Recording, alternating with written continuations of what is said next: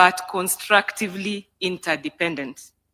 It is essential that they execute their mandates effectively, but at the same time, eschew tendencies of isolationism.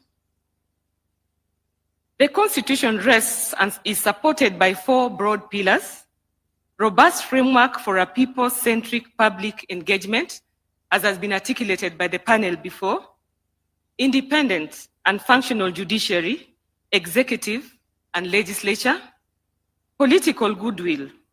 The Constitution presupposes that its transformative superstructure will be implemented in the context of a marching culture of compliance. So when we speak about political goodwill, it is the will of everybody who is holding leadership position. Every time we speak about political goodwill, we look at the president at the top. But all of us who are leaders are called upon to support the implementation of the Constitution. The 4th one is public vigilance. When people go to court and fault the government, it raises eyebrows. However, we think that is a very good thing, because that is the only time that the Attorney General and the petitioner are together. The principles are the same. Then why do we sometimes object to those applications or petitions? It is because we believe in the same principle, but the facts that support the principle could be different. So all of us support independence and accountability. The institutions represented that will speak this afternoon must carry the burden of delivering services to the people of this great republic, even as they bathe in the high-minded ideas of independence, separation of powers, checks and balances that are so well elucidated in our progressive Constitution. These are not concepts introduced to invite division or supremacy battles between manning organs and institutions of the state. Rather, they are grand ideas necessary for the proper functioning of a modern democratic state such as ours. The success of Kenya will ultimately be measured by the success and health of our Constitution and our demonstrable respect for the totality of what it stands for, what it promises, and what it delivers. In my view, it is the realization of the Bill of Rights in its full gamut, social, economic, political, and cultural elements that provides the ultimate touchstone. As the chief legal advisor to government, the Constitution provides the bedrock against which we discharge our mandate. It is our North Star. When we provide advice to all organs of government, our focus is on promoting fidelity to the Constitution and practice of constitutionalism. The arms of government need to recognize that they are cogs in the same wheel. The successful implementation of the Constitution requires a cooperative and collaborative approach to governance, one that seeks to respect the architecture of the Constitution and the sovereignty of the people. The Attorney General's office will continue to be the defender of the rule of law, a faithful dispenser of legal advice and protection of the public interest in all its work, whether it is court representation, review of legal documents, legal aid, legislative proposal development, or legal advice. As we mark the 15th anniversary of the 2010 Constitution, we celebrate the sacrifices made by Kenyans to get the documents. We recognize the responsibilities bestowed upon the Attorney General in ensuring deepening of constitutional democracy, and we commit to always be guided by the Constitution in supporting the people of Kenya, the executive, the judiciary, and the legislature in our continued quest to implement the social contract faithfully. For all those in the panel today that will speak after me, let us reflect on how best we can enhance collaborative engagements and increased adherence to the constitutional principles and requirements in a manner that promotes harmony and sustainable development. As the Attorney General, I'm honored to steward this reflection segment on Katiba Day Constitution at 15. Today marks not only a celebration, but a moment of honest stock-taking. Our Constitution has anchored democracy, human rights, and the rule of law, and has redefined the relationship between citizen and state. It calls us to integrity in governance, inclusion of all voices, fidelity to public service, and accountability in the exercise of power. At 15, the Constitution challenges us to deepen its promise, to guard against complacency, and to remember that each institution is only as strong as the trust it inspires. This is why we pause today to hear directly from the custodians of our constitutional order how far we have come, what lessons we must heed, and where we must go. In my conclusion, while reflecting on the theme of this day, which is Katiba at 15 years, our covenant, our promise, our future, I will then pose the following questions to Kenyans to have a deeper, sincere, and honest reflection. I'm a human being, I could be wrong. And no human being is beyond repair. The first question, is devolution working as was envisaged by the framers of our Constitution? The second question, why is there more wastage of public resources at the county level as observed by the Auditor General in the various reports, yet there are more accountability mechanisms, checks and balances institutions established at both national and county level? The third question, why would we allow the electoral cycle after every 5 years to be the determinant of the calls for constitutional reforms? The fourth question, is it then time for us to audit, review and evaluate the Constitution to see whether it is working or not working as intended by the framers of our Constitution? Somebody might ask, what is the Attorney General doing to realize the aspirations of the people and the provisions of the Constitution? We have 4 major interventions as the Office of the Attorney General, and in our pursuit of the full realization of constitutional gains, the Office of the Attorney General has initiated a series of interventions designed to bring the Constitution closer to the daily lives of the people. When I was being sworn in, His Excellency the President challenged me about access to justice, decentralization. Access to justice is in the Constitution, but it is not self-implementing. It has to be invoked. How do the people invoke it if there are no equality of arms? So the Office of the Attorney General is operationalizing legal aid and public defender, which is already housed at the Department of Justice. And on the 1st of November, Your Excellency, the Office of the Attorney General will operationalize legal aid in all the 47 counties, with the 2 state attorneys giving legal aid to indigent at the county level. We have already employed 90 state counsel. They have gone through Kenya School of Government. Graciously, the Chief Justice is interning them for 2 months. We will pilot children in conflict with the law. That is criminal because of their liberty, probate and administration, and land cases. If we do well, we will justify, enhance budgetary allocation so that we can broaden the subject matter and enhance the capacity of the OAG. Secondly, when I took office, we were in 13 counties. I'm happy to report, as required under the Constitution, that each government organ must be in every county level. We are now at 33 counties, and by the end of this year, we hope to be in all the 47 counties. To enhance constitutionalism, to sensitize the public, and as part of legal aid education and information, the Office of the Attorney General in a month's time will unveil Human Rights and Rule of Law Training Chamber on 8th floor, where we hope to sensitize and educate all of us on our human rights, on our rule of law responsibilities and rights under the Constitution. An informed citizen of the law will be a better citizen and a law-abiding citizen. The 4th intervention is digitization for purposes of transparency and accountability. The Office of the Attorney General is fully digitizing all the public-facing departments. His Excellency the President challenged all cabinet secretaries, and we were asked, how do you carry the people with you? I believe that by these 4 initiatives, we will justify how we are carrying Kenyans with us as the custodians of your rights, rule of law, and human rights. With those few remarks, allow me to now shift as the facilitator.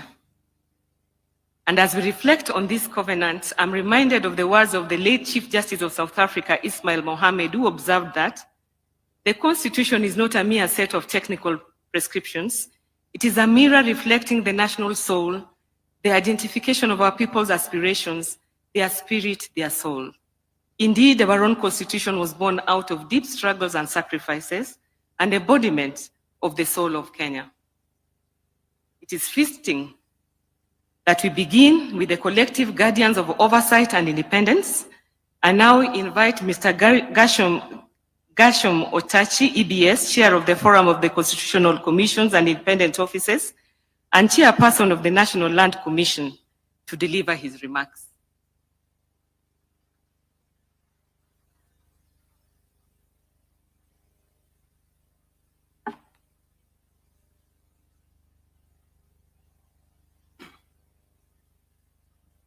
Your Excellency, the President of the Republic of Kenya, Dr. William Samoei Ruto, allow me to ride on the protocols established.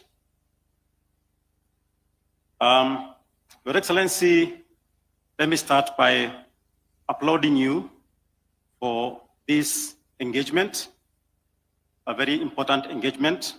I think will remain etched in our minds as we conclude this and think ahead. Let me also bring my greetings to you, Your Excellency, the leaders present, and all the Kenyans from the caucus. Your Excellency, the CCIOs brings together 15 constitutional commissions and 5 independent offices. Generally under the Chapter 15 commissions, but even those that are analogous. Your Excellency, fellow Kenyans, 3 years ago, the caucus celebrated an anniversary of 10 years. Why 10 years? Because after the Constitution was promulgated, it took a period of about 1 to 2 years to pass various statutes, appoint commissioners, and set up the commissions and independent offices. So when we celebrated the 10th anniversary, it was basically a stock-taking anniversary. And last year, thanks to the support and facilitation by Your Excellency, again, we held a retreat in Naivasha of all the chairs and the holders of independent offices, as well as the commissioners, where again, we reflected on the journey. I will pick out some highs and lows, or hits and misses. Just examples, because there are many. On the lows, what cuts across us is budgetary support that is insufficient. And that has been the case over the years. Resources. And that is a cry across the CCIOs. I say that generally because each of the independent commissions has its unique challenges. But that is a common factor. But I'm happy to report that in the recent past, we have seen from Your Excellency support in terms of growing budgets. I can personally speak of that about my commission and others that I have spoken to.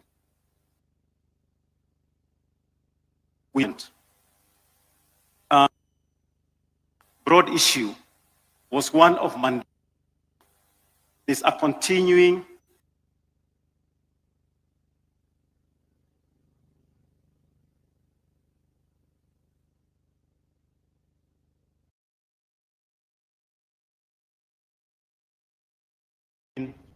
TSC and Minister of Education, myself, and Waziri Alice.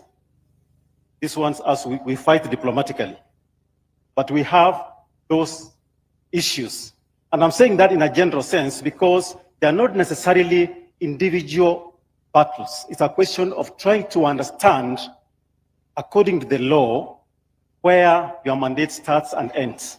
And at times it has to do with the legislation. At times it's a question of not being able to understand where really, if the law is interpreted properly, where you fit. Occasionally, it's deliberate, but that again cuts across. So I was just speaking on two aspects of what you consider the laws.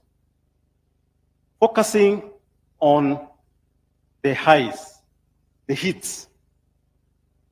I would want to go back to the sermon that we had at the beginning and about the summit and how it is you can be climbing up, you have reached some summit, but sometimes you don't actually realize that you have reached some summit and you have made progress.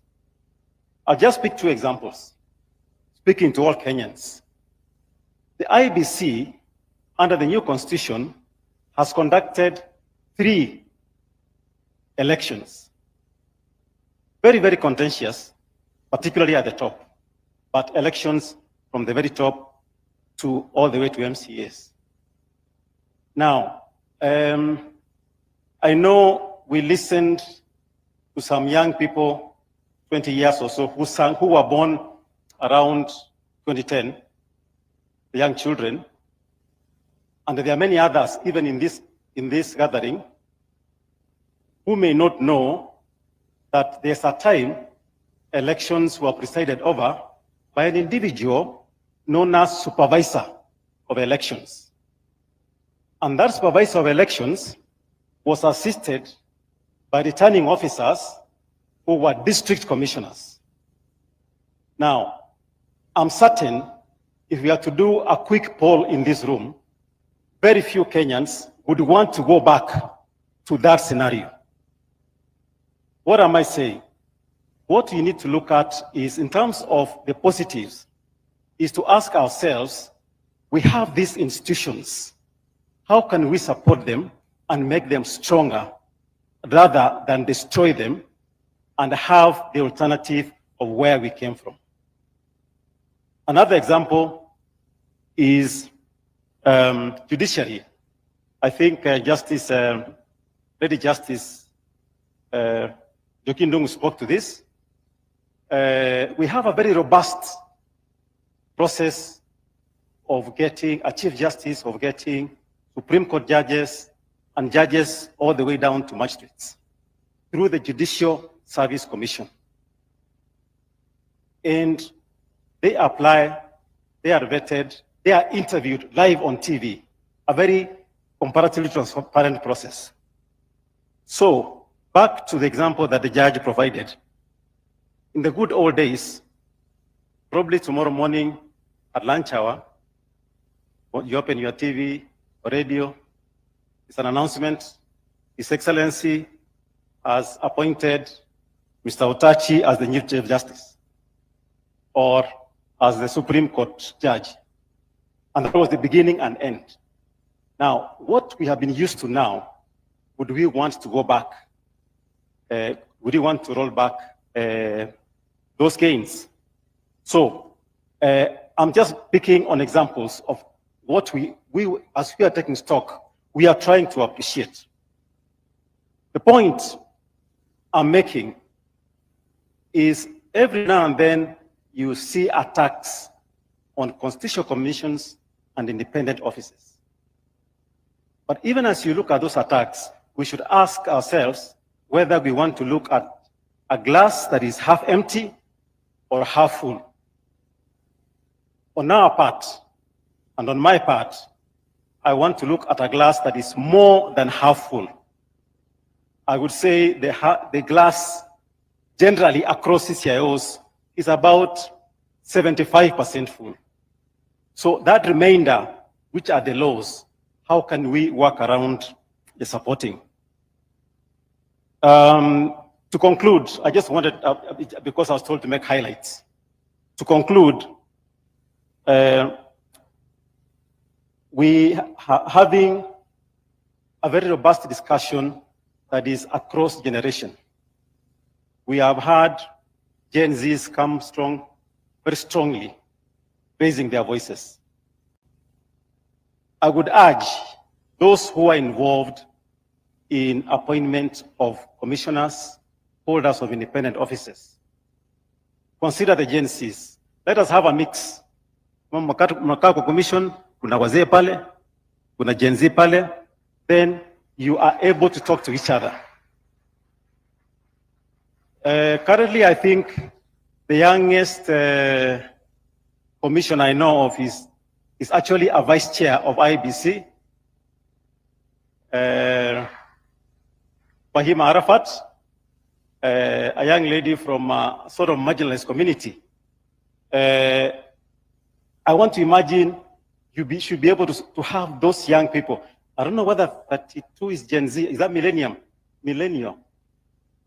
Your Excellency, I know you started your career as a Gen Z. You got into politics in the 20s. So can we encourage the Gen Zs? Can we bring them on board in this space so that they are not out there complaining? Let them come in. Even, Your Excellency, even as you recycle us, see, when I'm about to finish this one, I'll come to you and be in Pati Ngine. But even as you recycle us, can you also look at the younger generation? Can we as Kenyans, as we go about our business, how can we get the younger Kenyans being part and parcel of that summit of the Constitution?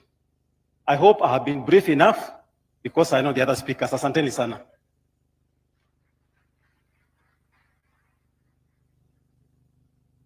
That is a very nice call, but my experience at the Office of the Attorney General, we are trying to embrace Gen Zs, Your Excellency. We have to change all the rules of public service, almost 90%, for them to fit into our public service.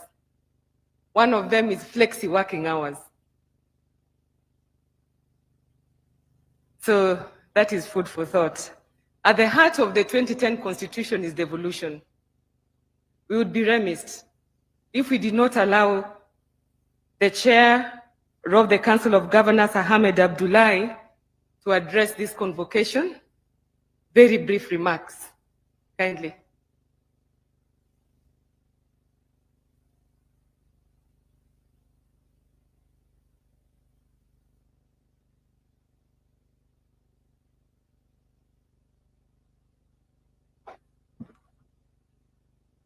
Your Excellency, Dr. William Samoei Ruto, President of the Republic of Kenya and Commander-in-Chief of the Defense Forces, Your Excellency, the Deputy President, Professor Kithure Kindiki, Your Excellency, the former Prime Minister and my party leader, Raila Odinga, Your Excellency, the Prime Cabinet Secretary, Speakers of the two Houses, Excellency Governors, the Honorable Lady Justice Mother Koome, Chief Justice, all protocols observed. Excellencies, ladies and gentlemen, what a defining moment this is, celebrating 15 years after ushering in a new constitutional dispensation. On 27th of October 2010, at a time like now, a big crowd gathered at Uhuru Park, filled with hope that a new dawn had come. They cheered and danced, broke into jubilation as the then president, the late Honorable Mwai Kibaki, appended his signature to a new constitution in a historic gesture. He lifted it up and paraded it to a joyful crowd. And so the journey began, a journey of hope, a journey of reforms, policy, legal, institutional, and administrative, a governance shift from a centralized to a devolved system, from one house to a bicameral parliament, a progressive chapter, the Bills of Rights, entrenching political, civil, cultural, and socio-economic rights, a constitution that decrees us all on transparency, accountability, participation of the people, decision-making, inclusiveness, equality, and national unity. Excellencies, ladies and gentlemen, one of the most radical shifts in governance the world has ever seen was brought in by that new constitution 2010, the 27th of August that year. Evolution which established two levels of government. That's why at the Council of Governors, we have a motto or a tagline that states 48 governments and one nation. Article 6.2 sums it all up for us, that governments are at the national and county levels, and they are distinct and interdependent, and shall conduct their mutual relations on the basis of consultation and cooperation. Article 174 of the Constitution captures the objects, the purpose of devolution very succinctly. Devolution is not only concerned with economic development, it was meant to foster also national unity, democratic and political inclusion, and facilitate the decentralization of power, responsibilities, and resources, all aimed at bringing decision-making and services closer to the people. Devolution, as I've said in many forums, is indeed the truest definition of bottom-up social, economic, and political transformation. And in a summarized way, Your Excellencies, ladies and gentlemen, Kenya has recorded notable improvements in all sectors that are devolved, including health, pre-primary education, agriculture, livestock development, water, roads, environment, climate action, trade, and cooperatives. For instance, just a case in point, there wasn't a single pre-primary school teacher on the payroll of national government in 2013. And currently, the payroll of county governments, there are over 50,000 pre-primary teachers. And the same can be said of all sectors that are devolved. We also celebrate the fulfillment of the not more than 2/3 gender rule in all our county assemblies, unlike in the national parliaments, and in our county executive committees. Your Excellencies, ladies and gentlemen, devolution has done its bit and continues to do its bit in bridging the tale of two Kenyas. As we celebrate Katiba Day today, this commemoration comes at a time when the nation is openly discussing the very challenges that led to the Constitution. Therefore, these demands that have been made are not new. They are the very promises of our Constitution. In fact, the socio-economic and environmental challenges that we have, in our view, at the Council, would have been worse without devolution. They would have been worse without Constitution 2010. We therefore must jealously guard this Constitution, including devolution and devolved governments. As county governments, we continue to aspire and to promise the nation that we will do our best to attain the highest standards of effectiveness. Your Excellency, in a summarized way, from the perspective of the county governments, through the COGA, yes, devolution has done a lot. Yes, it has challenges. It's confronted by a number of challenges, including but not limited to administrative clawbacks, lack of uniformity in the application of the law, should I call it prejudice, by some oversight organs and some independent officers, inadequate resources, and delay in financing. We also have issues of the existence of subsidiary legislation and policies that predate the Constitution, not to mention the supremacy battles between the organs created by this very Constitution. In order to strengthen devolved governments, the following bold and strategic actions must be taken. First, track the transfer of all functions and the attendant resources pursuant to the completion of the unbundling of functions. Urgently undertake policy and legal reforms to align them with the Constitution, considering that devolution is now a reality.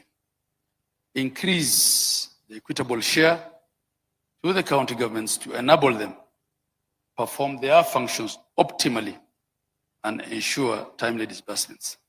Strengthen intergovernmental relations, galvanize the support of development partners and the private sector and the civil society so that we share the promise of devolution is as captured in our Constitution. Your Excellency, part of what we suffer here is also a bit of stereotype. As devolved units,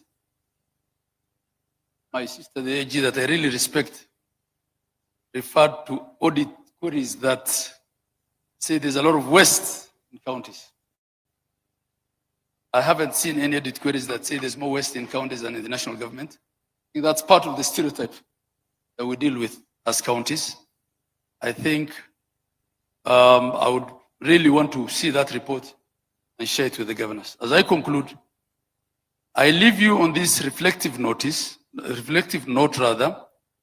that we should ask ourselves today, are we living to the ideals of our Constitution?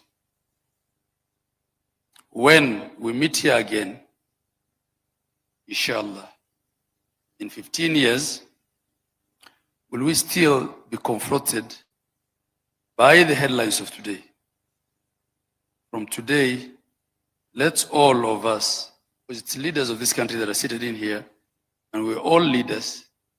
We've been told it's not only the president that we should be pointing fingers at, we're all leaders in our own right. Let's all become champions of our Constitution, from our homes, to our churches, to our mosques, to our temples and shrines, and to our offices. And let's all recognize that devolution is indeed one of our national values. I thank you all, and God bless you.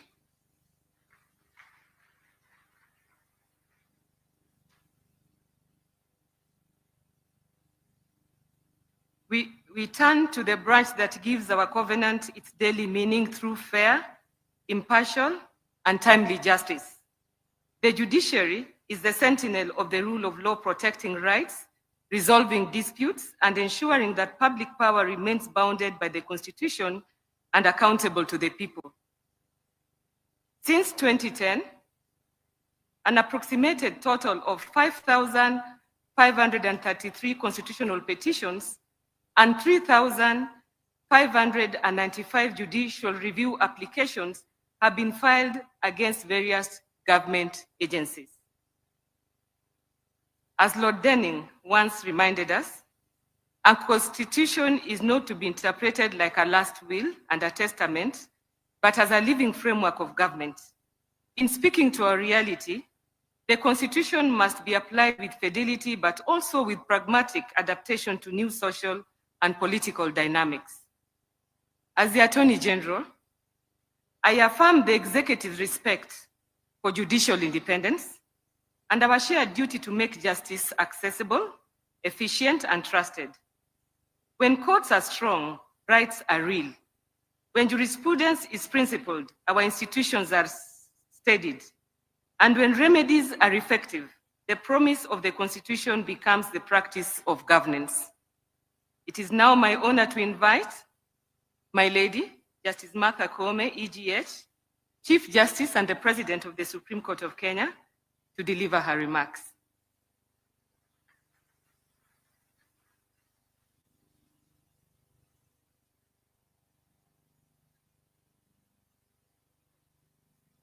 Thank you very much, the Honorable Attorney General, who is also the titular head of the bar.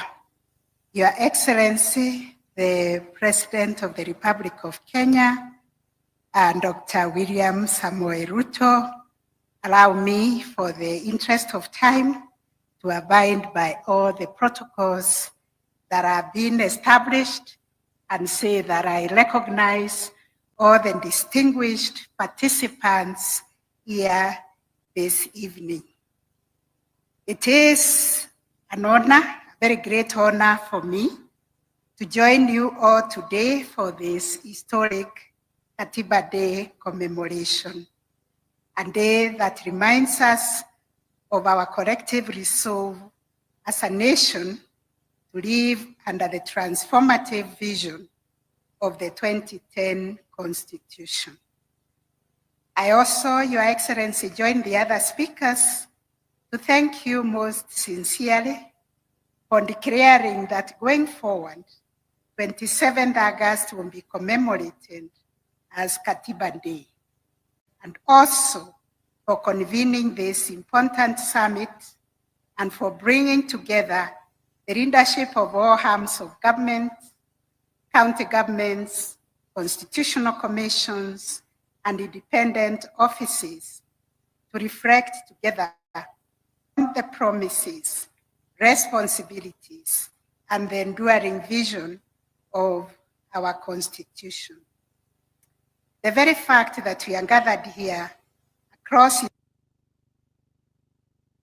and governance mandate is itself testament to the spirit of our constitutional democracy. This gathering demonstrates that while we may have different roles, different perspectives and mandates, we are all united in our fidelity to one supreme law, to one people, the sovereign citizens of Kenya. Our Constitution establishes constitutional democracy, a system in which the will of the people is exercised within the bounds of the Constitution. And I wish to clarify that judiciary does not exercise overreach. When we interpret the Constitution, we are merely breathing life and spirit to the Constitution.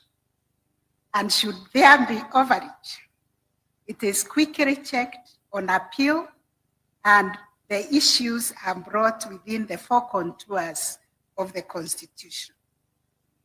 Unlike other forms of government, a constitutional democracy system is not merely a majority rule, but it is about a majority rule that is restrained and guided by the rule of law. It's about the protection of the fundamental rights and recognition of dignity of every individual. The Constitution is therefore both a shield and a compass, as it protects the weak, the vulnerable, and marginalized, while guiding our nation's leadership towards justice, equality, and inclusion. The constitutional promise of national cohesion and prosperity cannot be secured by political or economic power alone.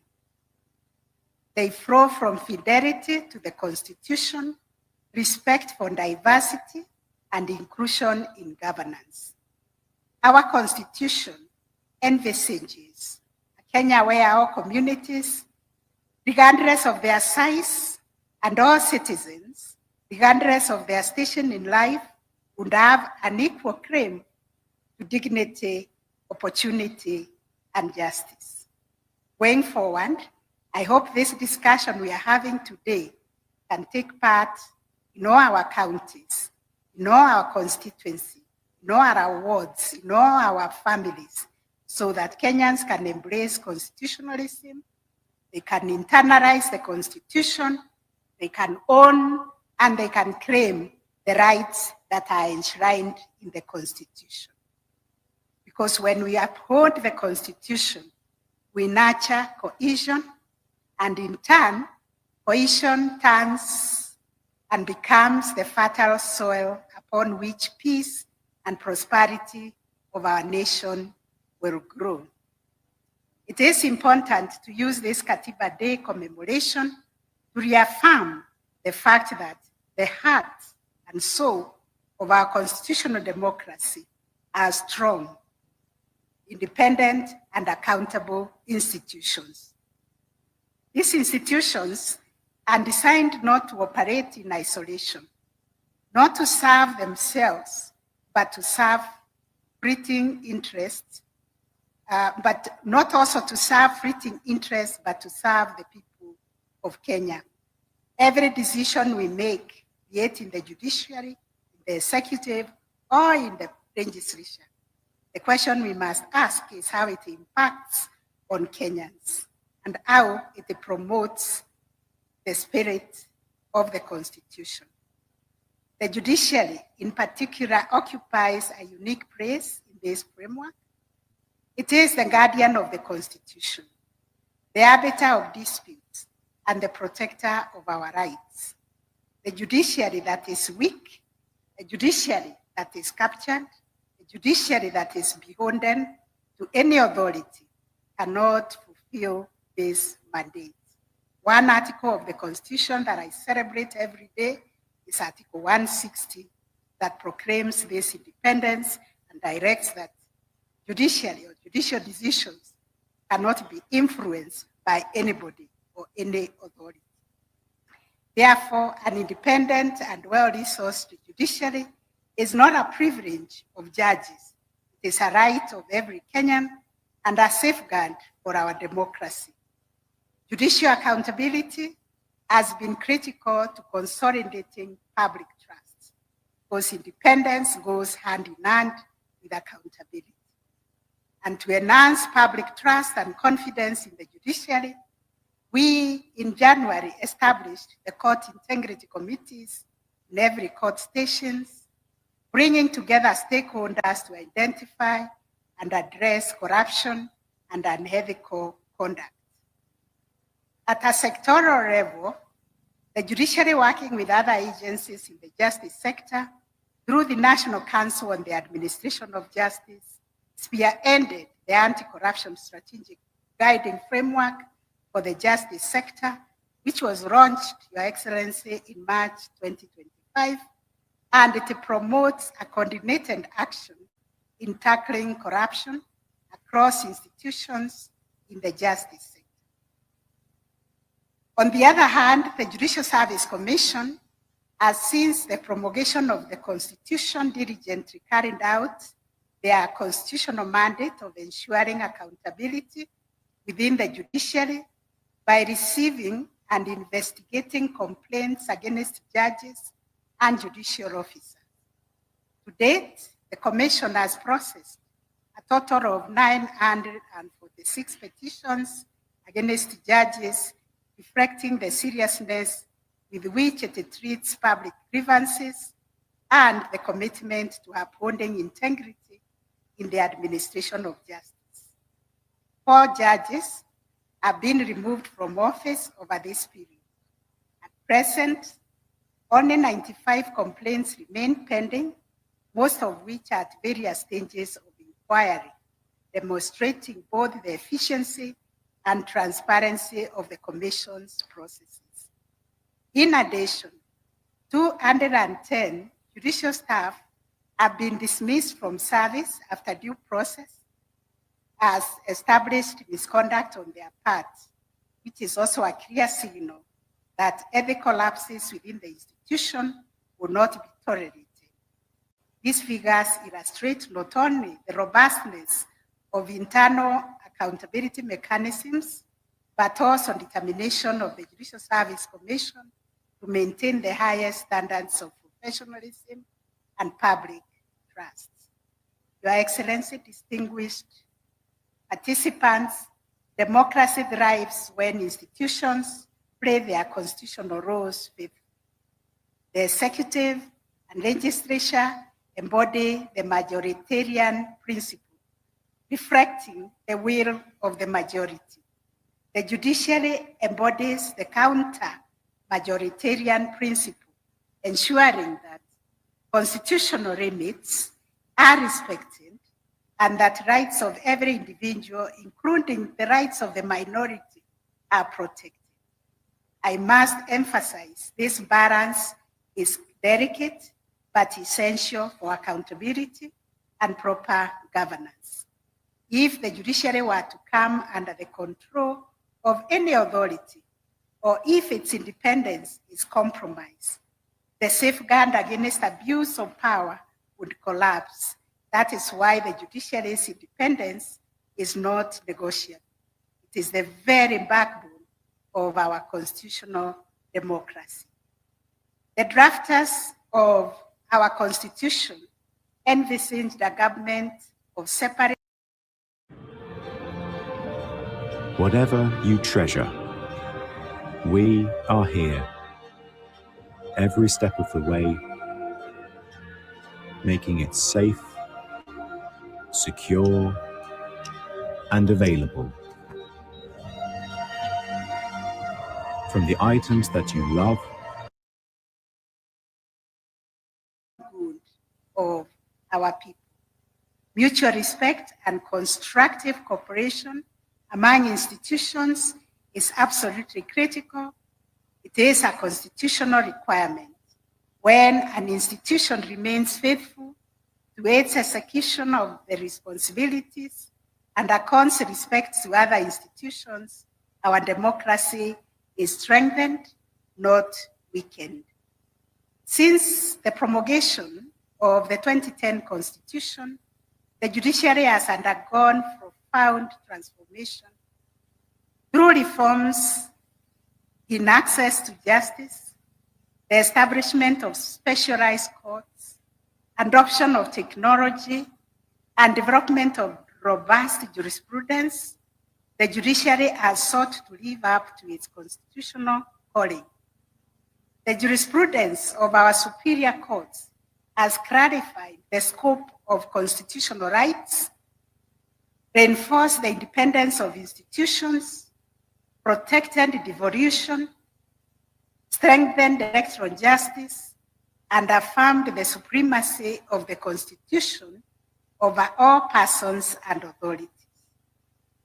Currently, under the judiciary's blueprint, social transformation through access to justice, we are keen to ensure that justice is accessible to all Kenyans across the country.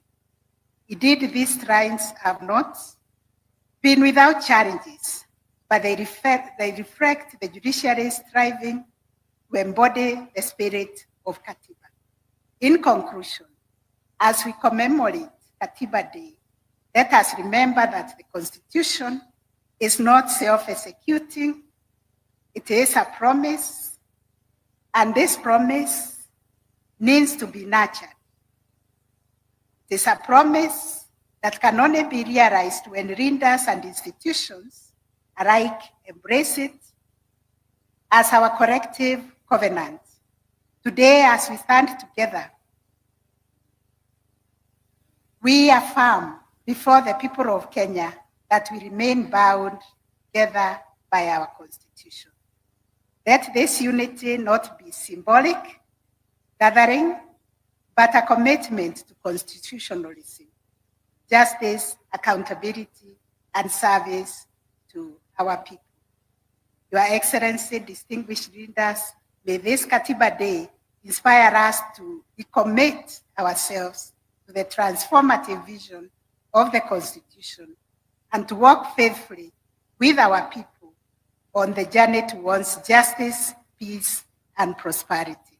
Asanteni sana. May God bless you. May God bless Kenya.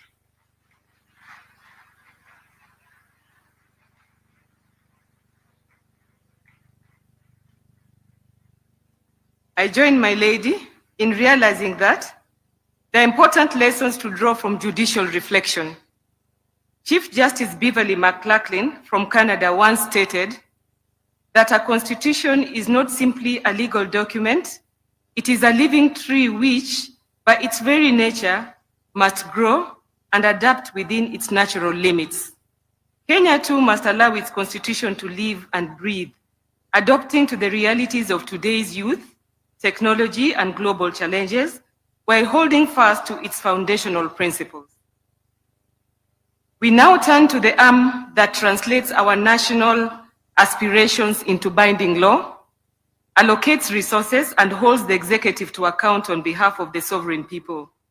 Parliament embodies representation, legislation, and oversight grounded in our national values and enriched by public participation so that the promise of the Constitution becomes the practice of everyday governance.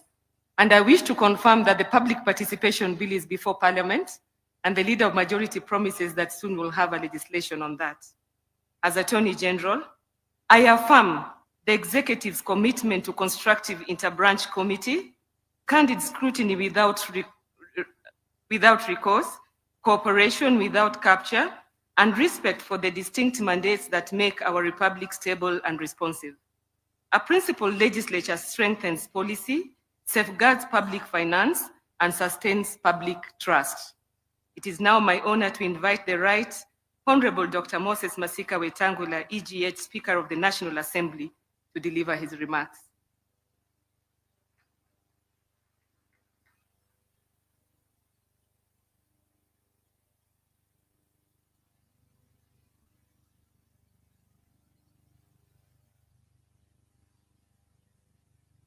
Thank you very much, Attorney General.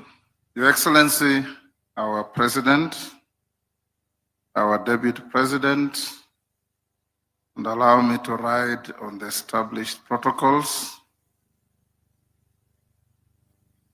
Congratulations to Your Excellency for setting aside this Katiba Day for our nation. It reminds us, in case we forget, that this was a long, winding journey to get to this Constitution. Today marks 15 years since the promulgation of the Constitution of Kenya. Katiba Day is therefore a day to reflect on the 15-year journey of the implementation of the Constitution by celebrating the milestones we have made so far. It is noteworthy that the Constitution of Kenya 2010 marked a paradigm shift from the governance structure under the repealed Constitution by, among others, recognizing the centrality of the people in the conduct of the affairs of our nation.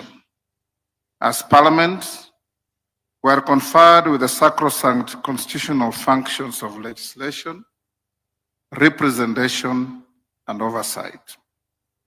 Over the last 15 years, Parliament has been at the forefront of ensuring the implementation of the Constitution. Your Excellency, ladies and gentlemen, looking at the 15-year journey, the following is a highlight of our key achievements as Parliament, more particularly the National Assembly.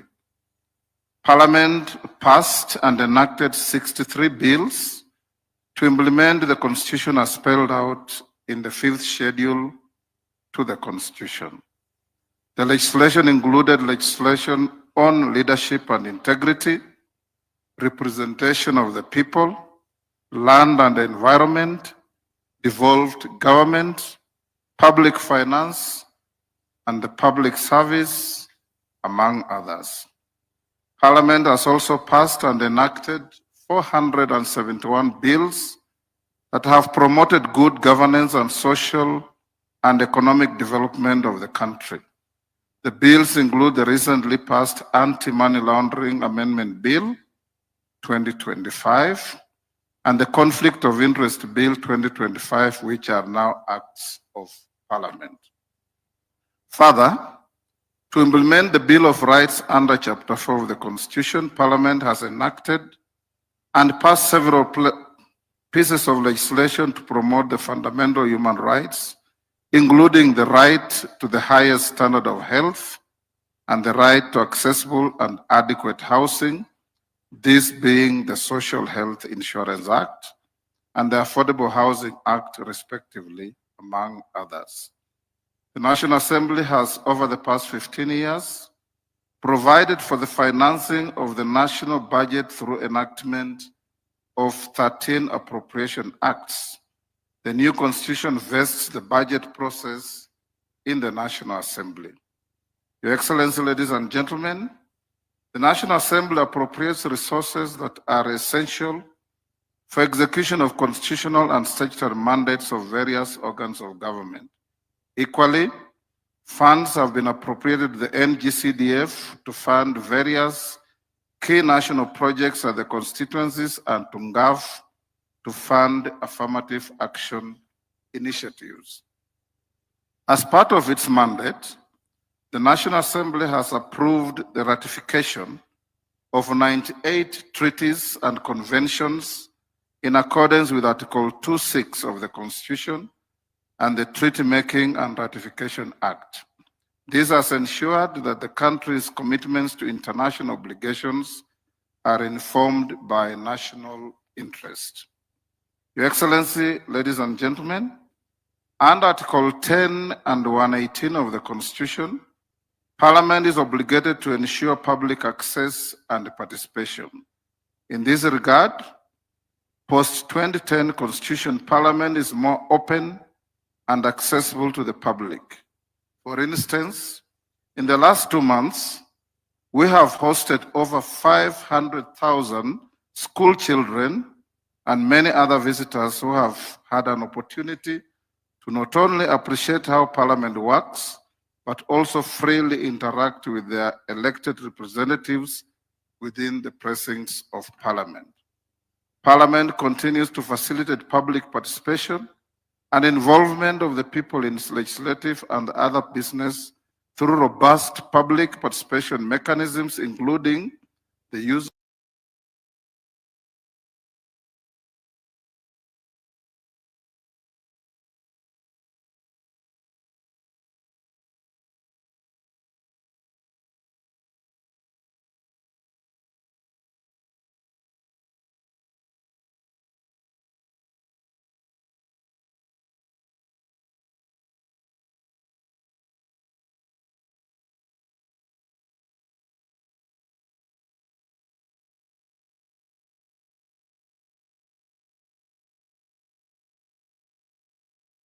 officers nominated for appointment to various state offices, including cabinet secretaries, principal secretaries, holders of independent offices and commissions, and diplomatic postings. The National Assembly has processed 3,427 questions and required cabinet secretaries to respond to questions in plenary on various. We're using whiteboards every day to transform the way we bring videos to life. As a fully remote agency, whiteboards let us collaborate in real time, turn our clients' ideas into a gripping title and thumbnail, a captivating script, and finally, a viral sensation.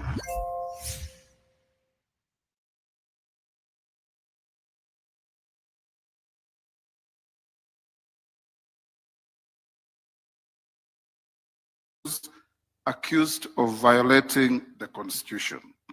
This has ensured compliance with the guiding principles of leadership and integrity by state officers. Suffice to mention that we also considered a motion for impeachment of a deputy president. As part of oversight, the National Assembly, through its watchdog committees, continues to examine the audited accounts of state organs to ensure the prudent use of public resources by state organs. Further, the Public Debt Committee of the National Assembly oversights the National Treasury to ensure responsible borrowing and compliance with the statutory public debt ceilings, which is an issue of concern to the people of Kenya. Over the period, the National Assembly approved 4 special motions for deployment of KDF in DRC Congo, within the country, and the deployment of the National Police Service to the country of Haiti. Your Excellency, ladies and gentlemen, the National Assembly has passed and enacted several electoral laws in compliance with the general principles of the electoral system, including free and fair elections, which are simple, accurate, verifiable, secure, accountable, and transparent, as provided for under Article 81 of the Constitution. Additionally, the National Assembly has previously facilitated the selection and constitution of the IEBC, including the recent appointment of the chairperson and members of the IEBC. Your Excellency, ladies and gentlemen, Parliament has over the relevant period passed 27 division of revenue bills and count allocation of revenue bills to ensure adequate allocation of national revenue to counties. It is important to note that in the current 2025-26 budget, the equitable share of revenue to counties stands at 21% of all revenue collected by the national government. In real terms, the equitable share of revenue allocated to counties has grown from 190 billion in the financial year 2013-2014 to 415 billion in the financial year 2025-26. This is in addition to the conditional additional allocations, donor funds, and on-source revenue for our counties. The National Assembly also engineered the operationalization of the House of Senate and the 47 county assemblies by extending training, capacity building, and provision of startup staff. This cooperation and collaboration remains a continuing engagement by the National Assembly and other legislative organs. Additionally, Parliament has in the past years played critical roles in promoting constructive dialogue on the issues of national importance. An example of such is the Building Bridges Initiative and the National Dialogue Committee process, commonly referred to as BBI and NADCO, respectively. Your Excellency, ladies and gentlemen, while the achievement of the 2/3 gender rule has been elusive, the country has recorded a progressive growth of elected women in various categories. From 16 elected women members of parliament in single constituencies in 2013 general elections, we now boast of 29 women members of parliament, not to mention the 7 women governors elected by the people of Kenya. We have also recorded a significant number of elected youth to the National Assembly, which stands at 46 in the current National Assembly. Similar impressive numbers have been recorded in all our 47 counties. The Constitution 2010 led to the establishment of a bicameral legislature and increased members from 224 to 418. To this end, Parliament has undergone several structural developments to cater for the increased membership, including construction of the office complex, namely the Bunge Tower, and other attendant facilities. Your Excellency, ladies and gentlemen, from the foregoing, Parliament has indeed made great strides and achieved key milestones in facilitating the realization of the aspirations of the people of Kenya under the new Constitution. Our Parliament has become an admirable and appreciable benchmarking center for many parliaments seeking to learn on best practices and ideals of parliamentary democracy born out of our 2010 Constitution. Going to the future, Your Excellency, it is necessary to enact a clear law that deals with the issue of public participation. The Attorney General, cooperating with Parliament, has a draft bill that is before the House, which is now being harmonized by the House Committee with 2 other bills that were drafted by individual members, so that we can simplify and make public participation user-friendly, cost-effective to avoid unnecessary and unhelpful duplex processes. On this particular matter, I have had discussions with Her Ladyship, the Chief Justice. I can give an example. We had a bill called the Sugar Bill. It started from the National Assembly, went through public participation, using public resources. Members of the National Assembly went all around the country to get bills, to get views from members of the public who will consume the product. We finish the bill, pass it on to the Senate. They start again the same round of public participation, going to meet the same people, pick the same views, spend the same resources from the same envelope. And if we don't do that, some Kenyan goes to court and the court say there was not adequate public participation. This is the reason why it is so important that we must have this law passed as quickly as possible. And I promise Kenyans that within the first 1 month of our resume from recess on 23rd September, this bill will be ready for presentation to the President for assent. In conclusion, the Constitution being a living and dynamic document, it is our considered view that it is desirable, and this has been alluded to by Professor Makau, the Attorney General, and somebody else, that we have a continuous candid conversation on the 2010 Constitution to be able to evaluate what is working, what has worked efficiently, and what is not working or what is excessive in the Constitution. Such exercise would help our country to continue with our journey to achieving a near-perfect Constitution for our country. Ladies and gentlemen, Your Excellency, with those remarks, it is my singular honor and pride on behalf of the Parliamentary Service Commission and the National Assembly to join Your Excellency, leaders present, and compatriots in celebrating this milestone in our constitutional history. You may wonder why my brother, the Speaker of the Senate, is not here. He is sitting in the Senate, presiding over one of the creations of this Constitution, having a process of impeachment of a governor before the House. And this is the beauty of this Constitution, that if you are impeached at the county, you still have an appellate structure at the Senate for your case to be heard. And you still have an appellate structure to go to the courts to challenge whatever we do. This Constitution is wonderful, this Constitution is great, but it will be as great as we adhere to its ideals, to its principles, and its implementation. May God protect our country.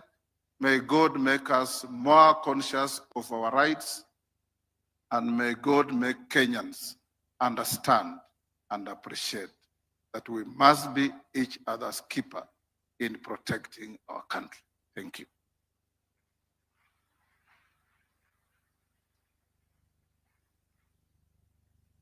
Your Excellency, the President, fellow Kenyans, distinguished ladies and gentlemen, as my duty comes to an end as the mistress of ceremonies for this segment, join me to thank our speakers for a candid reflection of our Constitution, the Chair of the Constitutional Commissions and Independent Officers, the Honorable the Chief Justice, the Speaker of the National Assembly, and to our artists who remind us that the Constitution also lives through culture and community. At 15, our Constitution is a living covenant. It restrains power, secures rights, advances devolution, and insists on integrity, inclusion, and accountability. Today's reflections are not ceremony. They are our report to the people, what has worked, what must improve, and how we renew trust through lawful, ethical, and service-centered governance. As the Attorney General, my office's duty is straightforward: to uphold the constitutionality in executive action, to steward sound legislation through clear drafting and rigorous review, to defend the public interest in our courts, and to facilitate principled cooperation among institutions while respecting their independence. When each arm performs its mandate and does so within the law, the promise of Katiba becomes the practice of everyday life. Allow me to echo the words of the former UN Secretary General Kofi Annan: a constitution is only as strong as the will.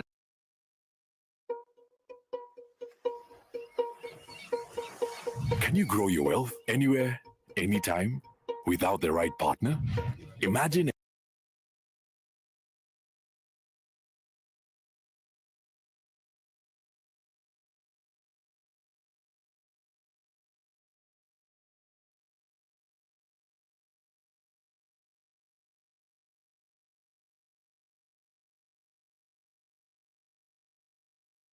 documents. With gratitude for your attentiveness, it is now my honor to invite His Excellency, Dr. Musalia Mudavadi,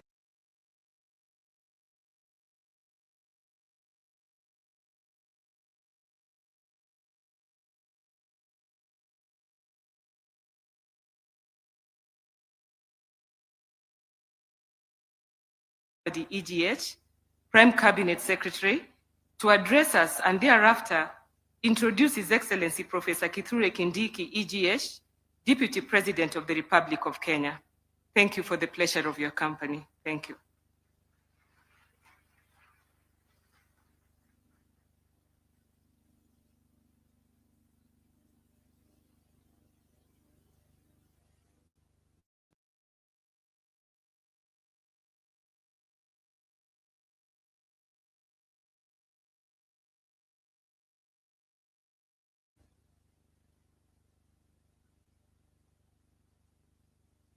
Your Excellency, the President of the Republic of Kenya, Dr. William Samoei Ruto, Your Excellency, the Deputy President, Professor Kithure Kindiki, the Honorable Right Honorable Raila Odinga, colleagues, Cabinet Secretaries, distinguished guests, ladies and gentlemen.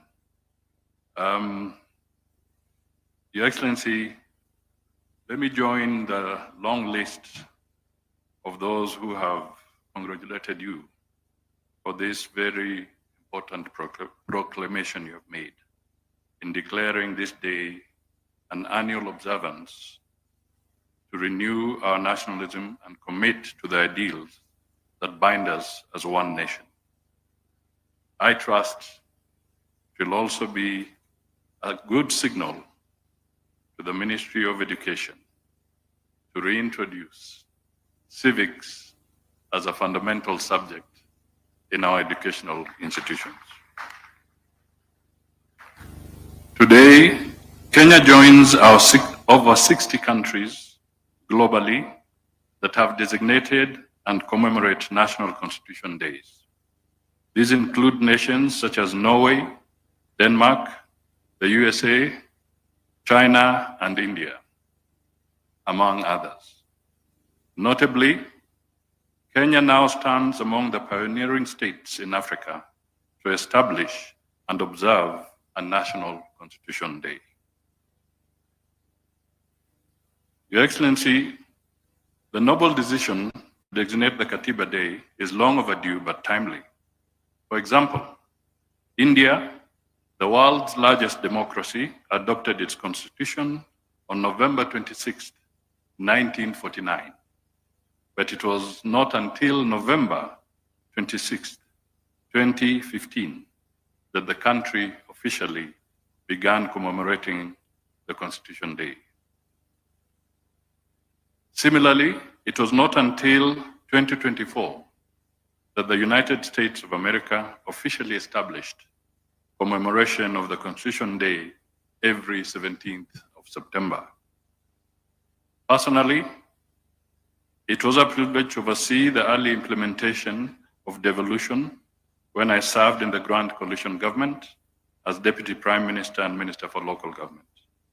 I oversaw the development of the sessional paper on devolved government under the Constitution of Kenya 2010. Today, we all celebrate the decentralized power, fostered equitable development, and we celebrate our diversity, making devolution a cornerstone of the Constitution. Fellow Kenyans, let us cast our minds back to the harrowing days of 2007 and 2008 post-election violence.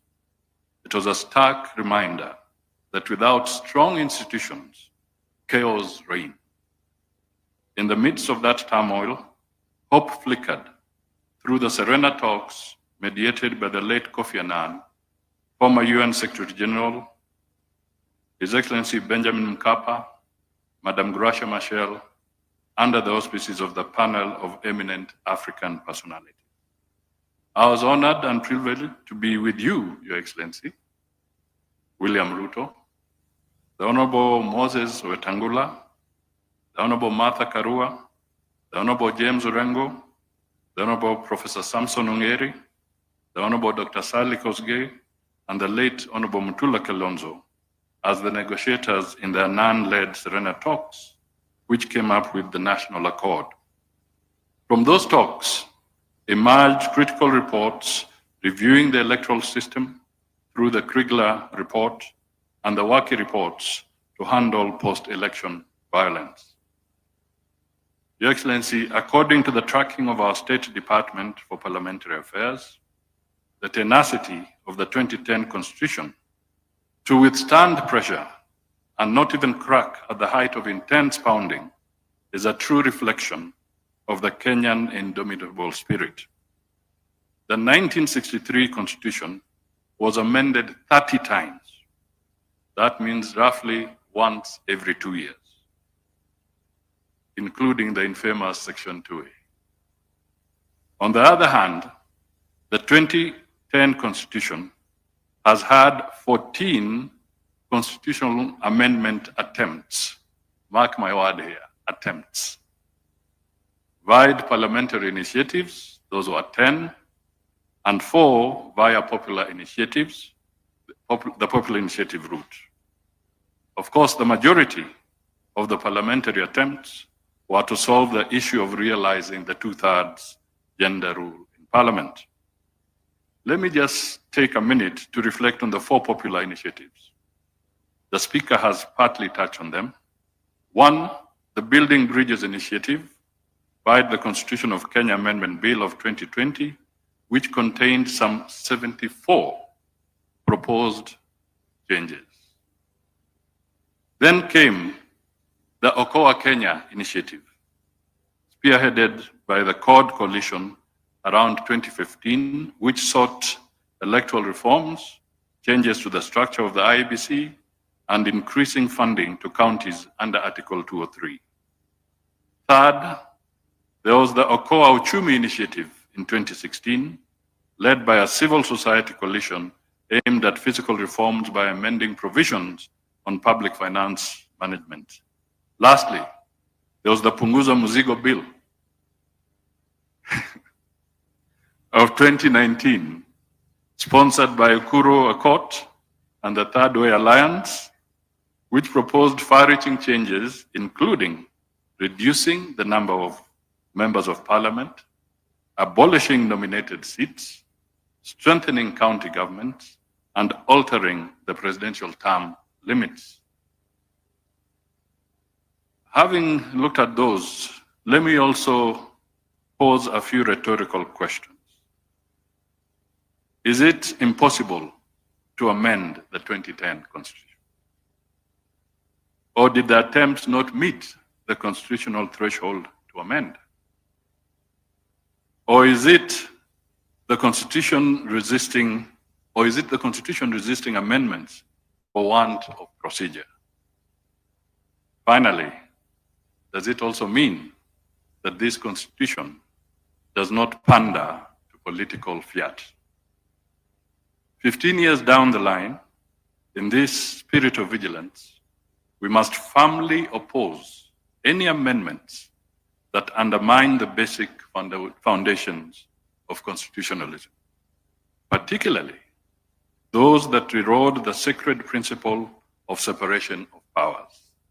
The three arms of government, the executive, the judiciary, and the legislature, are independent, yet profoundly interdependent.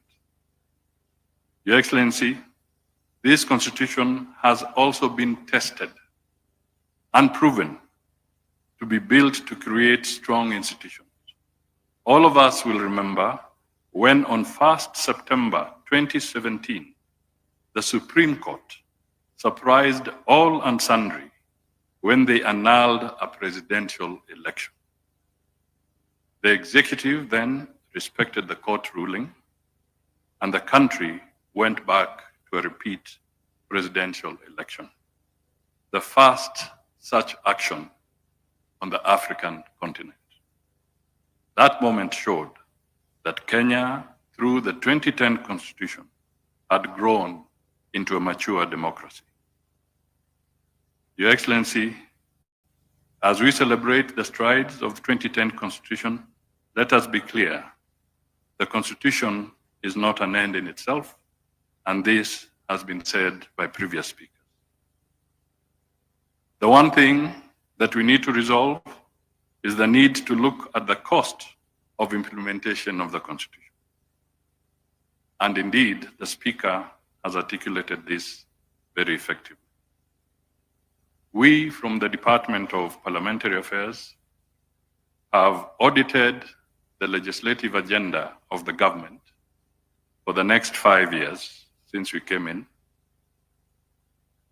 under your leadership, Your Excellency. And the costing indicates that if we were to follow the normal route that we are taking today, it will cost us about 18 billion Kenya shillings to just deal with legislation, drafting of policies, and working towards that. And this is something that has been brought out, costed by the individual departments. Now, we must look at it in the context of the impact on the taxpayer. Is there value for money if we use 20 billion shillings on policy documents, or should we provide medicine in our hospitals and build bridges? This is a fundamental question that Kenyans ought to reflect on, and hence the importance of the public participation bill. We cannot have multiple layers of public participation on the same issue, from the executive to the parliament to the county governments to the technocrats, multiple layers on the same issue. That, in my view, is robbing the Kenyans. We need to look at it carefully. Finally, Your Excellency, having said all this, I was very careful. I came with written remarks because on matters constitution, you don't want to be misquoted. But let me end by once again saluting Kenyans for the 2010 Constitution and really reiterating that this is a foundation of our legacy as a stable democracy. And through a stable constitution, stable democracy, we shall attract more investment and create better opportunities for our Kenyan people. It is now my duty, Your Excellency, to invite His Excellency the Deputy President to come back to the podium so that he can navigate us to the final stage with you. I just want to tease him a little bit as he comes. I saw in the program, Your Excellency, the song, My Land is Kenya. And I was waiting for it because the writer and composer of that song was a gentleman who went to Nairobi School, and he was born in Kenya. He was called Roger Whittaker. And this gentleman went to Lenana. Mr. Deputy President, it's your turn.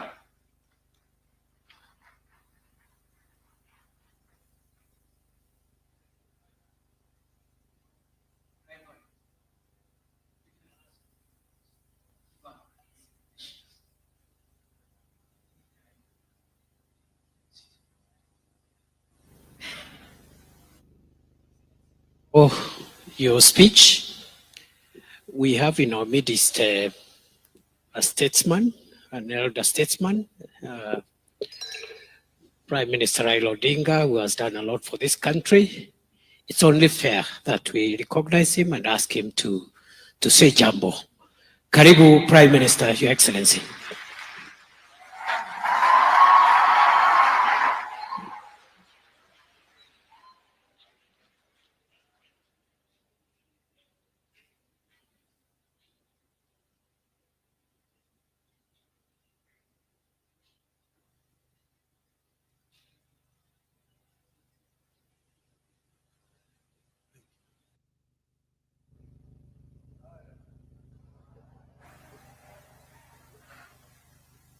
Your Excellency, distinguished guests, ladies and gentlemen, all protocols observed. Hamjambo. Hamjambo tena. I was telling His Excellency there that you should have started this meeting at 9 o'clock in the morning. This is a very important subject that you don't bring in the afternoon. Most people are tired. But I'm very happy to be here this morning, this afternoon. And let me begin by saluting the people of Kenya who braved a painful struggle, not only to give themselves a new constitution, but also to make the word constitution a popular and a valid subject for discussion in our country. Those who have come of age towards the tail end of the very protracted struggle under this constitution may not believe it. But there was a time when being perceived to be harboring thoughts about a new constitution landed people in jail. I wish to pay unreserved tribute to those citizens of Kenya, the living and the dead, who braved the worst in order that Kenya may get a new constitution. And here, you may remember some of them. The late Masinde Muliro, my father Jaramogi Oginga Odinga, Martin Shikuku, George Ndenge, Ahmed Bamariz, Philip Gachoka, and then my other teams, the Young Turks, Paul Mwite, James Orengo, Professor Nyang' Nyong'o, Yua Girl, Subi Manyara, Zakitui. And then members of my parliamentary select committee who started the serious process of making a new constitution. One of them, His Excellency the President here. The other one, the son of Anna, the Prime Cabinet Secretary. The other one, Kalonzo Musyoka, Noah Katanangala, the late George Anyona, Martha Karua, those others there. I want to congratulate all of them. There's so many other Kenyans who made it possible for us to have a new constitution. With the proclamation, I want to first say that I want to thank the government and the president for proclamation that has made this day a Katiba Day possible now and into the future. With the proclamation, you have transitioned from fearing to celebrating a constitution. It is my belief that this annual Constitution Day will be an avenue for a robust take on our constitution, what works and what is failing. That was never allowed in the past. I want to encourage Kenyans to engage with this new development now and into the future in the interest of our nation. I'm being very deliberate here in my reference to the nation. It is my firm belief that whatever dreams we choose to pursue either individually or collectively, we need to have a country first. We must preserve the territory known as the Republic of Kenya first.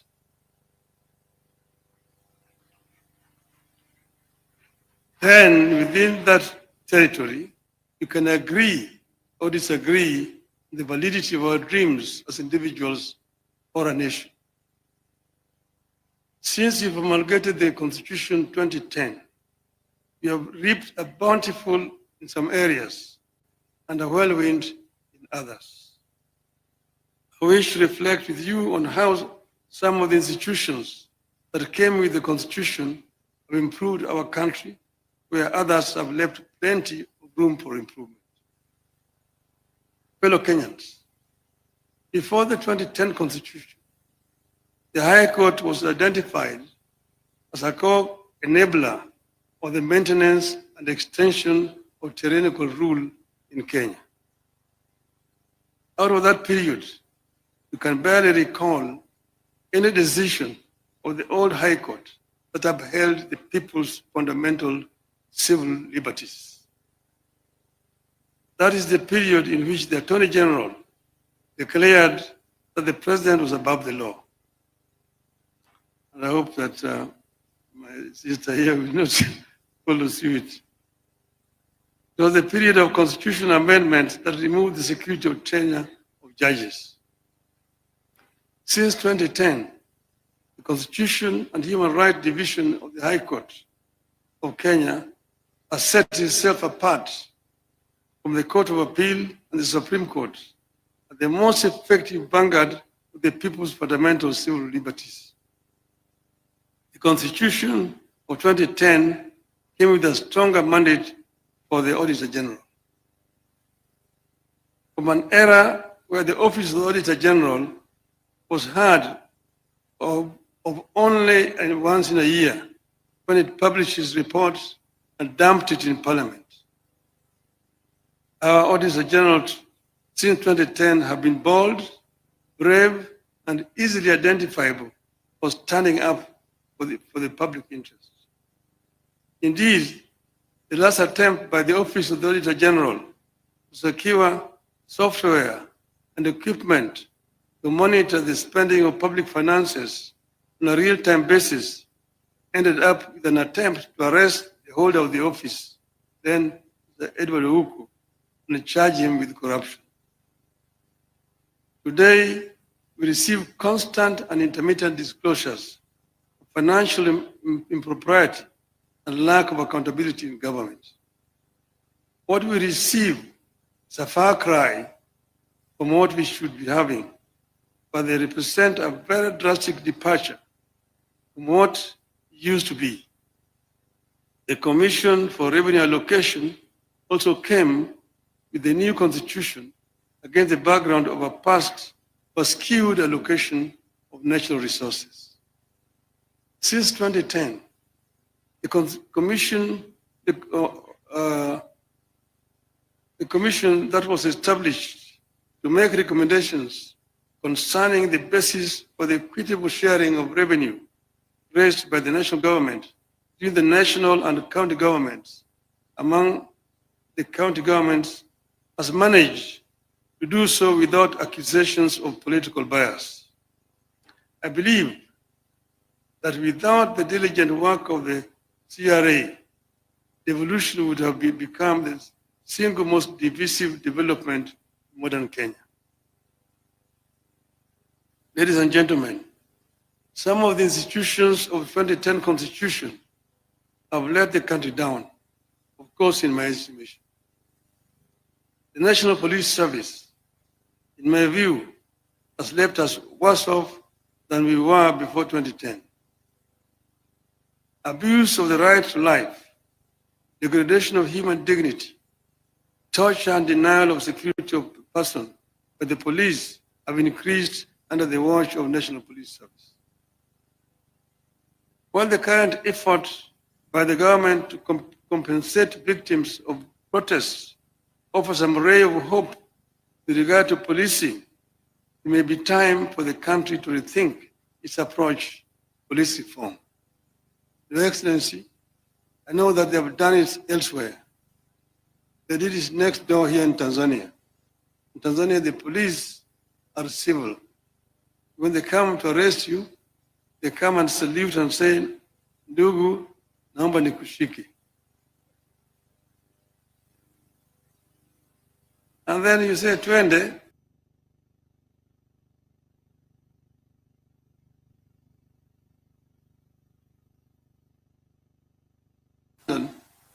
You go to the cop. They call the Bobby. Excuse me, could you show me the road to Trafalgar Square? Oh yes, Trafalgar Square, yes. Walk straight on. Turn to the left. 100 yards. Turn to the right. Straight on. You can't miss it. You say, thank you. They say, thank you, sir. In Nairobi, you get lost. Upande ninyeshe njia ya kwenda Kariakoo. Umepotea? Ndio. Wapi kitambulisho? Oh, sikubeba kitambulisho, niliwacha nyumbani. Una kitambulisho? Bingo. In the cells.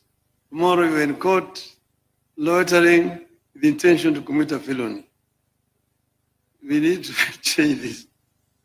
The Independent Electoral and Boundaries Commission equally stands out as an institution that has made no progress securing for Kenyans what they sought. The same issues that Kenyans faced in 1992 when it held its first multi-party elections still hound us. Let us hope that the new electoral commission that we put in place is going to make a difference. Confidence in the commission remains extremely low. Election officials and the processes remain some of the most distrusted and divisive in Kenya. Our elections are some of the most expensive in the world. That is, the cost of per ballot is much higher, 5 times it is in the United States. It never seems to matter how many times we turn over the commissioners or election technology. The doubts remain while the costs get higher. I want to hope that the latest version of IBC will tame the tide against the negativity and doubts that surround the institution. The Director of Public Prosecutions was also a new and exciting creation of the new constitution. It has largely failed to deliver on the high expectations of Kenyans. Just 1 year before we promulgated the new constitution, in 2009, Attorney General of Kenya was described by a special rapporteur of the United Nations as the embodiment in Kenya of the phenomenon of impunity. That description remains accurately descriptive of the office of the Director of Public Prosecutions in Kenya today. However, some of the institutions that came with the new constitution have lived below expectations. As a nation, we are in a better place and more hopeful than we were before 2010. And as we work to perfect the areas in which the constitution is struggling, we also need to take a fresh look at parts of the constitution whose implementation have been problematic. For instance, Article 1 of the Constitution tells us that the people may exercise their sovereign power either directly or through their democratically elected representatives. Kenyans seem to know how to exercise sovereignty through their elected representatives. You know, you go to the ballot, you elect your MCA, elect your MP, your women rep, senator, governor, your president. There is zero clarity, however, on how to exercise sovereignty directly to achieve desired results. How do 55 million people exercise direct sovereignty? It's a question for the lawyers. Secondly, I believe the time has come for the country to relook the whole issue of devolution. Kenya, in my view, is too tiny for 47 devolved units.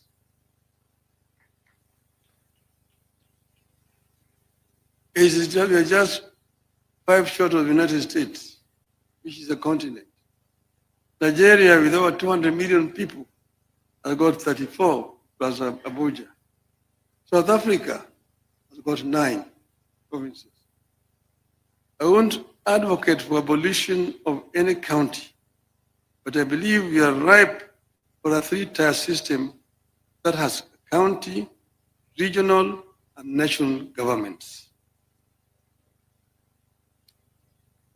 I believe the articles introduced in the Constitution to strengthen the provincial administration need to be reviewed, the view to abolishing the system. This was an issue at Bomas of Kenya, the provincial administration. We said it was a relic of colonialism that has no place in independent Kenya, yet we seem to be reviving it. We equally need a review of all the laws that create national institutions and funds for functions better performed by county governments. We are not opposed to implementing projects at the constituency. But under this constitution, constituency is not a devolved unit. Devolution has 2 levels, national and county levels. It is not right for the national government to jump the county government and create another unit below the county government where you call it NG. It is not necessary. Work through the county government. The money that we are giving to these people to go and implement projects at the constituency, give it to the counties. The county be the ones implementing. And let Parliament do what is constitutionally mandated to do: representation, legislation, and oversight. Because if you are yourself a contractor and you are a member of Parliament, who is oversighting you? I've said this amendment that you brought to the Parliament, bring it there, but let us take it to the people. Let us take it to a referendum and test if the people will accept it. Let us check if the people will accept that members of Parliament can be oversighting and also implementing at the same time. Over this, there's no compromise. Tunaenda kwa wananchi. So, Your Excellency, I know that this particular stand is making me very unpopular, but I just don't care. I will stand my ground on this particular issue. With those many remarks, thank you very much. Happy Katiba Day.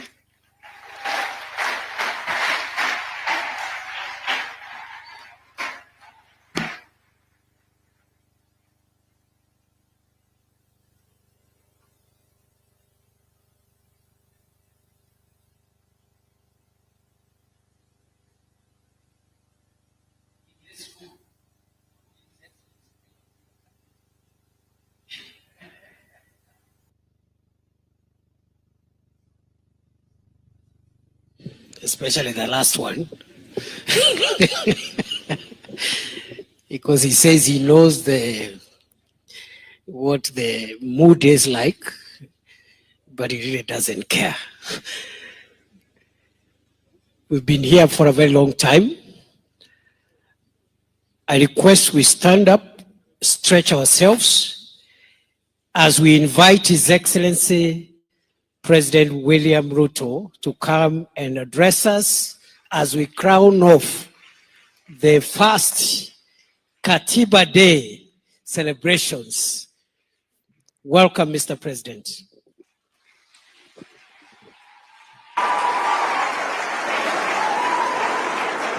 Thank you very much. Please, let's take our seats.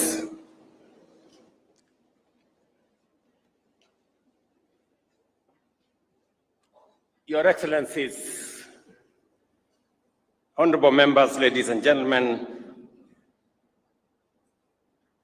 good evening. When I reflected on our journey to a new constitution, and as has been ably put by those who have spoken before me, especially the former Prime Minister, we were members of the Parliamentary Select Committee that midwifed the constitution-making process.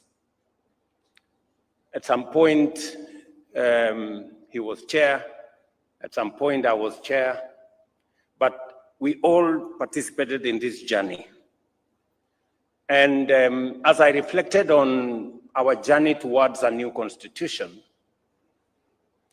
I was reminded in my conscience that when we got a new constitution, we seemed to have said, we are done with matters constitution.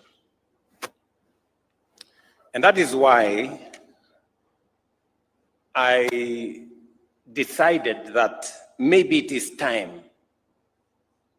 It may be 15 years down the road, but it's never too late to do the right thing. And that is why I signed a proclamation for us to celebrate this day, the day that we promulgated a new constitution as Katiba Day. And I want to thank all of you for honoring my invitation so that we can do this together.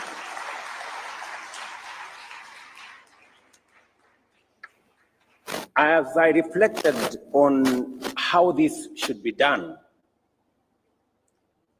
I also was informed by the journey. What we discussed during the constitution-making process is that we had too many holidays. That was actually one of the problems we had, and that is why there was an attempt by the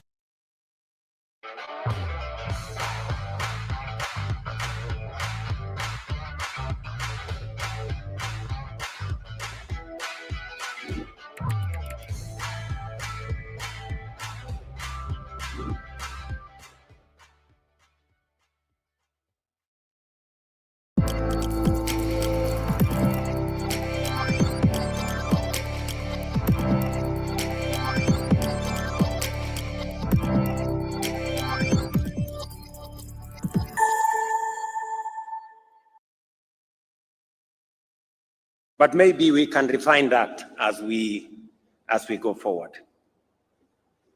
But the Constitution of Kenya 2010 was born out of people's deepest desire for justice, inclusivity, and dignity. We longed for a country where power belongs to the people, where no Kenyan is left behind, and where rights and freedoms are guaranteed for all. Today, on the 15th anniversary of the enactment of the Constitution, we celebrate Katiba Day to honor the covenant and to renew our fidelity to its vision. This Constitution is acclaimed across the world as one of the most progressive and transformative. It is our solemn duty to preserve it, protect it, and to ensure its full implementation. Ladies and gentlemen, our Constitution was born out of hard and painful lessons.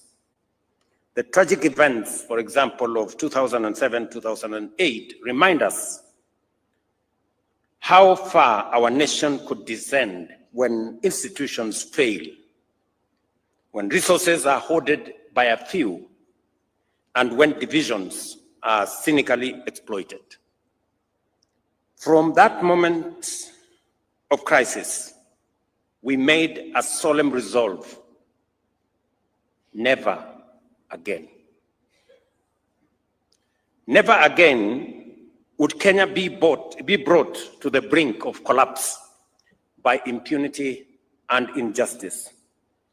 For we knew that we, as a people, deserved better, and our country demanded better.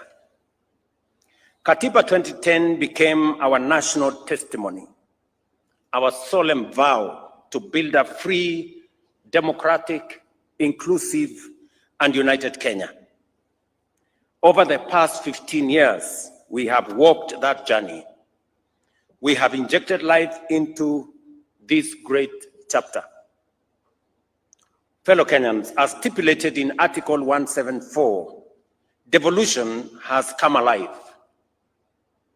It has fostered equity by distributing resources fairly and addressing historical imbalances. Many have been mentioned. Matters to do with health. Many counties, for the first time, had doctors in facilities. We've been told about the first cesarean session done in Mandera County for the first time under devolution, and many, many testimonies could follow. Since the birth of devolution 12 years ago, the national government has transferred a total of 4 trillion to counties. Today, every corner of Kenya has a functional county government, closer to the people than ever before.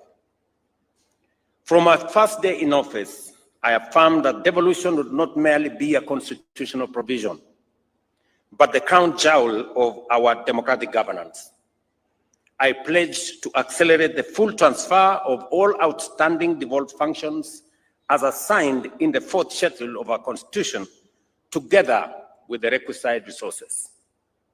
This commitment was formalized during the 11th National and County Government Coordination Summit in Nairobi on the 16th of December 2024.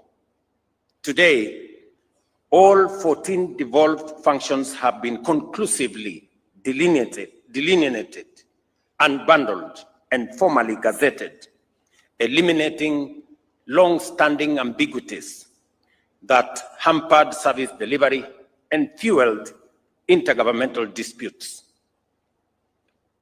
To further underscore this commitment, 2 weeks ago, I signed into law 2 landmark pieces of legislation: the County Public Finance Law Amendment Act of 2023 and the County Allocation of Revenue Act 2025.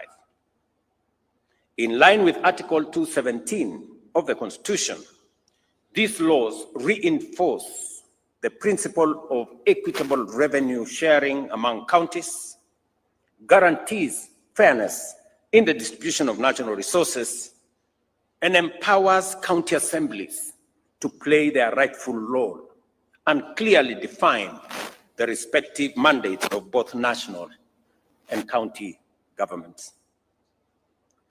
Under my leadership, the national government is committed to support devolution by ensuring timely disbursement of funds and steadily increasing allocation to counties. Under the Division of Revenue Act 2025, we have allocated an unprecedented 415 billion to counties. As chairman of the Council of Governors, FCPA Ahmed Abdullahi has affirmed nearly 30 billion shillings more than last year's 387 billion. I know that my good friend Abdullahi has urged that we should enhance allocation to counties, and I have committed that we will continuously do that. But I also want to ask for the assistance of my county government leaders, the governors. The job of mobilizing resources is a very difficult job. As I mobilize resources nationally, I also want you to work with me and to assist me to mobilize resources at the county. Don't leave the business of mobilizing resources to me, because in the process of trying to mobilize resources so that I can transfer more to the counties, I have acquired names including Zakayo, and you know it. And I know no county governor wants to raise resources locally, although the law now exists for own source revenue. I would want to ask of you, governors, please, even as you urge me to transfer more resources, because I have to mobilize, also look at the opportunity to mobilize resources locally. Even if you are called Zakayo at the county, it will not make any difference. It is still okay. Ladies and gentlemen, the Bill of Rights, enshrined in Chapter 4 of the Constitution, is the heart of our democratic order. It guarantees every Kenyan fundamental freedoms and socioeconomic rights, including the right to education, health, housing, food, water, and dignity, as set out in Article 43. Over the past 15 years, we have worked diligently to breathe life into these rights. And I say this in the full understanding that for citizens of our nation to be able to enjoy our democratic credentials, to be able to enjoy the rule of law and constitutionalism, there are rights guaranteed under Article 43, social and economic rights, that are fundamental to citizens enjoying other rights. A sick, ignorant, uneducated, homeless, hungry citizen is very difficult to enjoy democracy, human rights, rule of law, because their status is undermined. And therefore, it becomes fundamentally important for us to make sure these social and economic rights do not continue to be a privilege for those who can afford. They should be a right for every citizen, because that is what the Constitution says. And therefore, I want to ask all of us as leaders in the executive, in the legislature, in the judiciary, that as we exercise the authority that we've been given by the Constitution, let us keep the people, the rights of the people at the center, so that we do not undermine their right to housing. We do not undermine their right to health. We do not undermine their right to education. And that all our acts work in concert to facilitate the attainment of those rights by the people of Kenya. We have worked diligently to breathe, as I said, life into these rights. Free primary and day education has opened doors to opportunities for millions of children from every corner of our nation. We have successfully transitioned to the competence-based education and training system, making our education more relevant, practical, and aligned with the demands of the 21st century. Our student-centered funding model is expanding access for learners while securing the sustainability of our universities. By January next year, we will have recruited a record 100,000 new teachers. Hola, Jalen. Tell me what we're making here in El Salto. We are making full, high-quality premixes for our customers. We have premixes for all the segments.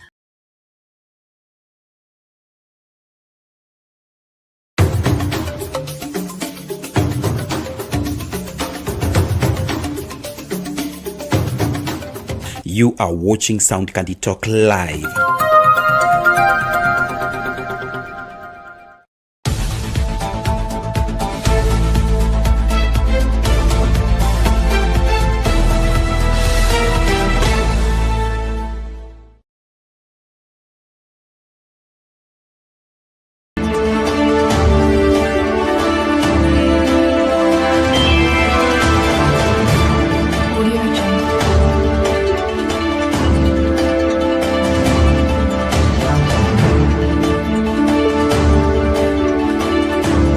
Sound Candy Talk Live News.